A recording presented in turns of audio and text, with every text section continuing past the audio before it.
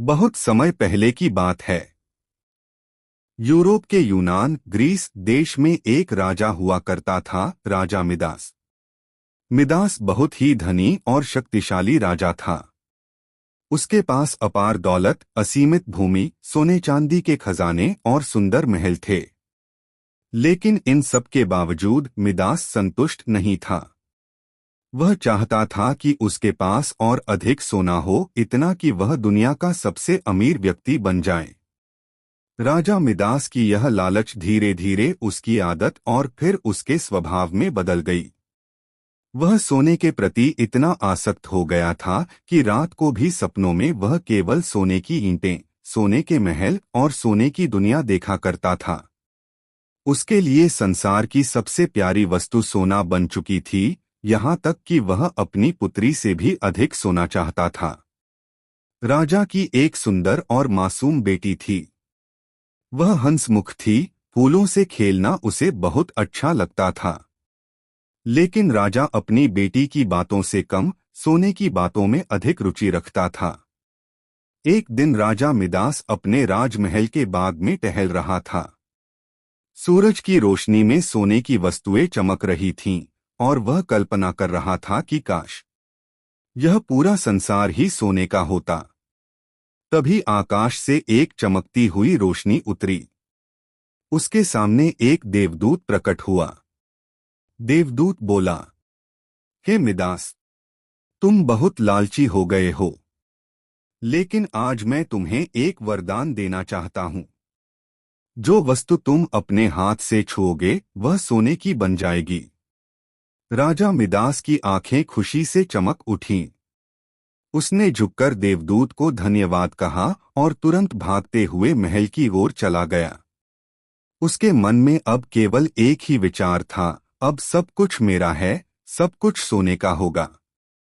राजा Midas ने जैसे ही महल के दरवाजे को छुआ, वह सोने का बन गया। वह हर्ष से झूम उठा। फिर उसने कुर्सी को छुआ, मेज को छुआ, फूलों को छुआ, हर चीज सोने में बदलती जा रही थी। वह नाचने लगा, गाने लगा, जैसे उसका सपना साकार हो गया हो। अब मैं सबसे अमीर हूँ। अब दुनिया में कोई मुझसे बड़ा नहीं, वह चिल्लाया। बाग में खिले रंग बिरंगे फूलों को छूते ही वे पीले सोने के फूल बन गए। उसने पेड़ों को छुआ तो उनकी शाखाएं और पत्तियां सोने की चमक में बदल गईं। फिर वह अपने भोजन की मेज पर बैठा। राजा मिदास ने जैसे ही फल को उठाया, वह सोने का हो गया। उसने रोटी को उठाया, वह भी कठोर सोने में बदल गई। पानी का गिलास उठाया, वह सोने का गिलास बन गया। लेकिन पानी अंदर भी ठोस सोने का बन चुका था। अब उसे भूख और प्यास लग रही थी, लेकिन कुछ भी खा पी नहीं पा रहा था। थोड़ी देर में उसकी बेटी दौड़ती हुई उसके पास आई। पिताजी, उसने कहा, देखिए फूलों का क्या हाल हो गया है। सारे फूल पीले और सख्त हो गए हैं। उन्हें क्या हो गया है? राजा मिदास ने भावुक होकर अपनी बेटी को गले लगाने के लिए जैसे ही उसके कंधे पर हाथ रखा, वह एकदम ठोस सोने की मूर्ति बन गई। राजा का हृदय चीत्कार कर उठा। नहीं, नहीं, यह क्या हो गया? मेरी बेटी, मेरी प्यारी बच्ची।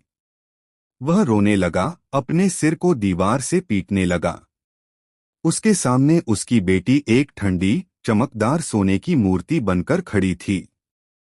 अब वह न हंस सकती थी, न बोल सकती थी। वह जीवित शरीर अब केवल एक धातु का निर्जीव पुतला बन चुका था। राजा मिदास अब हताश हो चुका था। उसकी खुशी पल भर में ही दुख में बदल गई थी। जिसे वह वरदान समझ रहा था, वह अब उसके लिए श्राप बन चुका था। उसे न तो खाना नसीब हो रहा था, न पानी, और न ही उसकी बेटी का स्नेह। वह भागा भागा बाग में गया, जहां देवदूत उससे मिला था। उसने आसमान की ओर देखा और रोते हुए कहा, हे देवदूत, हे प्रभु, मुझसे भूल हो गई। मैंने लालच किया। मैंने धन को सबसे ऊपर समझा। अब मैं अपनी बेटी को खो चुका हूँ और खुद भूख से मरने के कगार पर हूँ। कृपा करके मेरा वरदान वापस ले लीजिए। मैं अब कभी भी लालच नहीं करूंगा। कुछ क्षण बाद आकाश फिर से रोशनी से चमक उठा और वही देवदूत फिर से प्रकट हुआ। देवदूत बोले, मिदास, तुमने अपना पाठ सीख लिया है। तुमने देखा कि लालच किस हद तक विनाश ला सकता है। मैं तुम्हें क्षमा करता हूँ। जाओ, नदी के जल से स्नान करो और उसी जल को अपने प्रियजनों पर छिड़को, सब कुछ पहले जैसा हो जाएगा। राजा मिदास ने तुरंत नदी की ओर दौड़ लगाई। उसने जल से स्नान किया और एक कलश में जल भरकर महल आया। उसने पहले अपनी बेटी पर पानी छिड़का। कुछ ही क्षणों में सोने की मूर्ति हिलने लगी, उसकी बेटी की आंखें खुली, होंठ हिले और वह बोली, पिताजी, क्या हुआ? मैं तो बस आपको गले लगा रही थी। राजा ने बेटी को गले से लगा लिया। इस बार वह फिर से एक इंसान थी, एक जीवंत मासूम बच्ची। उसने सभी वस्तुओं पर भी जल छिड़का। फूल, पेड़, कुर्सियां, बिस्तर सब अपनी सामान्य अवस्था में लौट आए। नया जीवन, नई सीख। उस दिन के बाद राजा मिदास पूरी तरह बदल गया। उसने अपने खजाने को गरीबों में बांटना शुरू कर दिया। उसने भोजन, वस्त्र और शिक्षा की व्यवस्था की।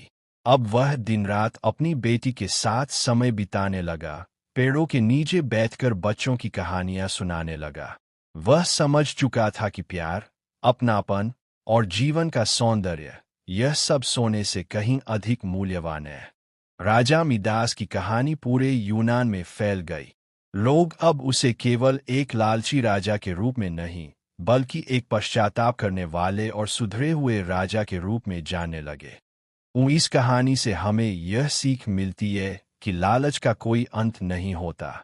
यदि हम हर चीज को पाने की चाह में जीते हैं, तो हम वे चीजें भी खो बैठते हैं जो हमारे पास पहले से थी, जैसे प्यार, परिवार और शांति। जीवन में संतोष और संतुलन ही सबसे बड़ा धन है। आपको यह कहानी कैसी लगी? कमेंट में जरूर बताइए, और अगर यह कहानी पसंद आई हो तो शेयर करना न भूलें।